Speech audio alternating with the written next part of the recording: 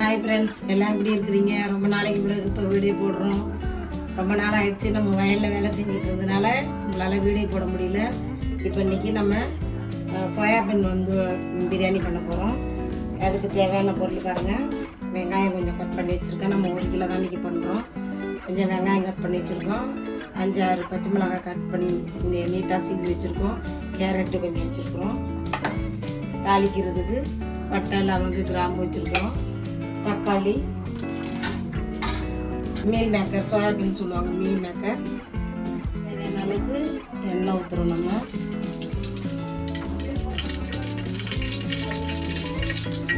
Friends எல்லாம் இப்போ வெயில் நாளாக இருக்குது. குழந்தைங்களை கொஞ்சம் நல்லா கேர்ஃபுல்லாக பார்த்துங்க. தண்ணி பாட்டிலில் பிடிச்சி பசங்களுக்கு வச்சுதுங்க. ஏன்னா அவங்க தண்ணி கூட குடத்துலேருந்து மொண்டு கொடுக்குறது கூட கொஞ்சம் பிள்ளைங்க யோசிப்பாங்க. இந்த டைமில் குழந்தைங்களுக்கு நிறையா தண்ணி குடிங்க. பாட்டிலில் ஒரு லிட்டர் பாட்டிலில் ஃபில் பண்ணி வச்சுடுங்க. குழந்தைங்களுக்கு டெய்லி ஃப்ரெஷ் தண்ணி கொடுங்க. பிள்ளைங்களுக்கு தண்ணி எந்த அளவுக்கு கொடுக்குறோமோ அந்த அளவுக்கு நல்லது. இளநீர் கொடுக்கலாம். தர்பூசணி கிடச்சா கூட தர்பூசணி வாங்கி கொடுங்க. வெள்ளரிக்காய் கிடச்சா பிள்ளைங்களுக்கு வெள்ளரிக்காய் வாங்கி கொடுங்க. இந்த நாளில் குழந்தைங்களுக்கு நீர் சத்து கம்மியாகும். அதனால் குழந்தைங்களுக்கு நிச்சயமாக எல்லாருமே தண்ணி குடிக்கணும்.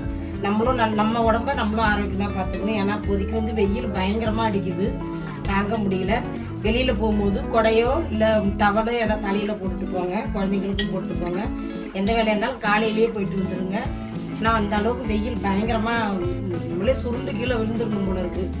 அந்த மாதிரி இருக்குது. எங்களுக்கே இன்றைக்கி 25 நாளாக நாங்கள் கொள்ளையில் இருந்ததுனால வயலில் இருந்து எங்களால் முடியல. அதனால் வீடியோ போடலை. எனக்கும் கொஞ்சம் உடம்பு சரியில்லாமல் போயிடுச்சு. வீடியோவும் போடல. உங்களுக்கு அதெல்லாம் காமிக்கணும், வீடியோ போடணும் அப்படின்னு நினச்சி என்னால் போட முடியாமல் சூழ்நிலை ஆகிடுச்சு. இப்போ பார்த்தீங்கன்னா நம்ம அதெல்லாம் தாளிக்கிறதுக்கு தேவையான தாளிப்பும் எல்லாம் போடுறோம்.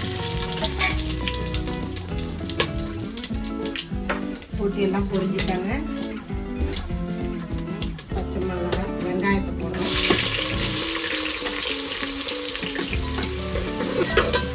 நம்ம எப்பவுமே தாளிக்கிறதுக்கு எப்பவுமே வெங்காயம் வதங்கிறதுக்கு உப்பு போடுவோம் இல்லையா, கல் உப்பு. அதில் உப்பு கொஞ்சம் போட்டுறோம்.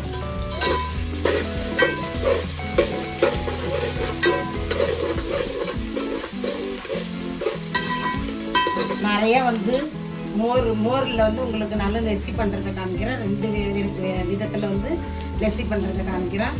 தயிர் நிறைய மோர் அடித்து கொடுங்க. பசங்களுக்கு ஜூஸ், எலுமிச்சை ஜூஸ் போட்டு கொடுங்க.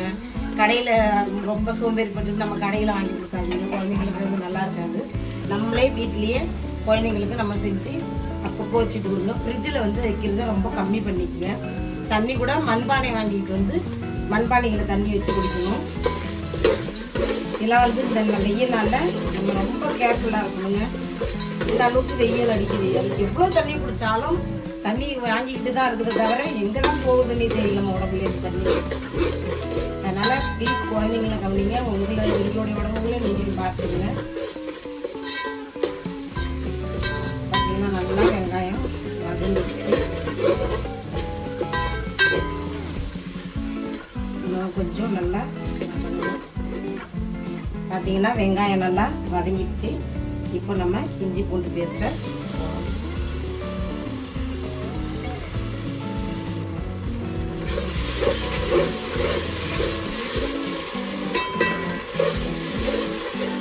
அப்படின்னா தக்காளி போடணும்.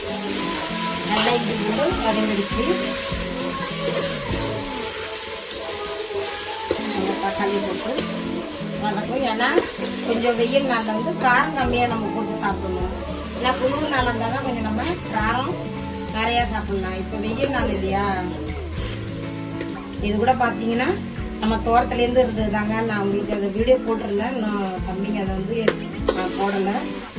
நம்ம கார்டன்லேருந்து நான் தண்ணியை வேஸ்ட்டு படுத்தக்கூடாதுன்னு சொல்லியிருந்தேன் இல்லைங்களா. அரிசி தண்ணி, நம்ம சாதம் வடிக்கிற தண்ணி, காய்கறி கழுவுற தண்ணி, இதுங்க எல்லாத்தையுமே கார்டன் பண்ணிட்டு நான் கார்டனில் கொண்டு போய் ஊற்றுறேன். சும்மா 2-3 கத்திரி செடியும் 2 தக்காளி செடியும் 2 பச்சை மிளகாய் செடி வச்சாலுமே நம்மளுக்கு போதுமானது. நம்ம வீட்டு அர்ஜென்ட்டுக்கு நம்ம ஊரில் எப்பவுமே நம்ம வார சந்தைக்கு போவோம். அந்த வார சந்தையில் வாங்கிட்டு எத்தனை நாளைக்கு ஃப்ரிட்ஜில் இருக்கும். வாரம் செவ்வாய்க்கிழமை தான் நம்ம போய் வாங்க முடியும். அதனால் நம்ம இந்த மாதிரி வச்சுக்கிட்டோம்னா நம்மளுக்கு அடிக்கடி வீட்டுக்கு யூஸ் ஆகணும். ஏன்னா அவங்களுக்கு எதுக்கு அது சொல்கிறதுனாக்க தண்ணியை வேஸ்ட்டு படுத்தாமல் திரும்பி அந்த தண்ணியை நம்ம அதில் போட்டுருந்தோம்னா நம்மளுக்கு தேவையான காய்கறி இல்லையா, அதுக்காக பார்த்தீங்கன்னா நல்லா தக்காளி வதங்கிடுச்சு. இப்போ இந்த ஸ்டேஜில் நம்ம பீன்ஸ் கட் பண்ணி வச்சுக்கோங்க இல்லையா, இந்த பீன்ஸ்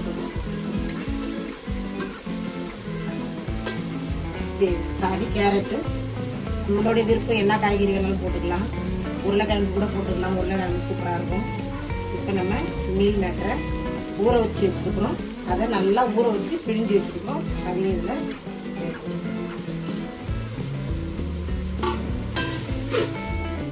நம்மளுக்கு கொஞ்சமாக தயிர் சேர்த்துக்கலாம்.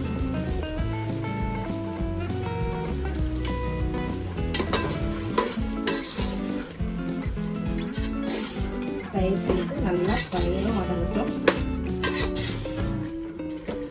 தேவையான அளவு மஞ்சத்தூள் போட்டுக்கலாம். கொஞ்சமாக குழம்பு மிளகாத்தூள், நம்ம வீட்டிலே அரைச்ச குழம்பு மிளகாத்தூள். அப்படின்னா இந்த கிளாஸ் ஆட்டி நான் 5 கிளாஸ் போட்டிருக்கிறேன். இது வந்து சிட்டி சொல்லுவாங்க, அதனால் இதாட்டி 5 சிட்டி போட்டிருக்கிறேன். இப்போ நம்ம அதுக்கு தகுந்த மாதிரி தண்ணி சேர்த்துக்கணும். 1 2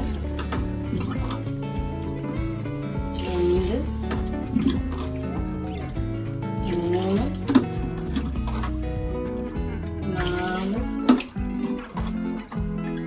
7 10 கரெக்டாக ஊற்றிட்டேன். அரிசியை வந்து ஊற வச்சு வச்சுருக்கிறோம். இப்போ நம்ம அரிசியும் நல்லா தண்ணி கொதிக்கிட்டோம்.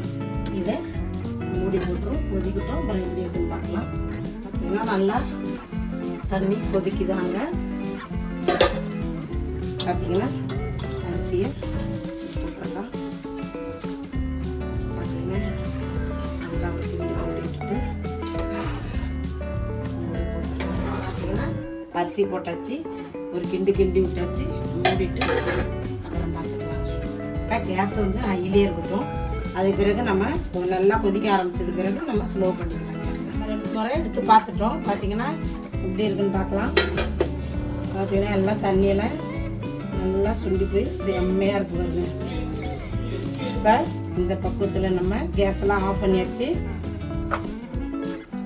கொஞ்சமாக நெய் விட்டுக்கலாம். ஏன்னா இந்த நாளில் வந்து நெய் வந்து ஒரு மாதிரியே ஆகும். அதனால தான் நிறையா நெய் நான் தாளிக்கும் போது சேர்க்கலை. ஒரு லைட்டாக சும்மா கொஞ்சமாக நம்ம மேலே போட்டாச்சு. போட்டுட்டு கொஞ்சம் புதினா மல்லி போட்டுக்கலாம்.